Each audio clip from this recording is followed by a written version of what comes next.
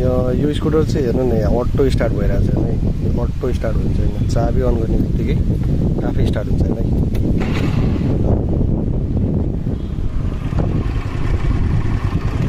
ल फेरि हेरौँ है त। ल स्टार्ट भएको भएछ। ल यो चाहिँ एउटा के को समस्या हो त भन्दाखेरि चाहिँ, यो चाहिँ तपाईँको यहाँनिर के हुन्छ भन्दाखेरि, यो सेल्फ छ नि, सेल्फ बटन यो गइसकेको छ। यसको चाहिँ सेल्फ बटन चाहिँ यहाँनिर यो हेर्नु न, यस्तो छ नि त होइन। सेल्फ बटनको स्प्रिङ गइसकेको छ। अनि यो यहाँनिर छोको छ, टच गरेपछि यसले चाहिँ डाइरेक्ट गरिरहेछ क्या। तर यति मात्रले त हुनु नपर्ने हो।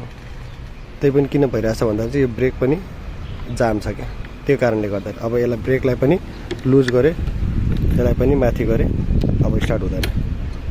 तर अब पहिला सुरु मैले ब्रेक पनि जाम छ, अनि यो पनि यतिकै राखेको छ। ल अब स्टार्ट भएकै गर्छ है यसलाई। हो यो समस्याको सोल्युसनको लागि चाहिँ तपाईँले चाहिँ के गर्नुपर्छ भन्दाखेरि चाहिँ, यो सेल्फ बटनलाई फेर्नुपर्ने हुन्छ।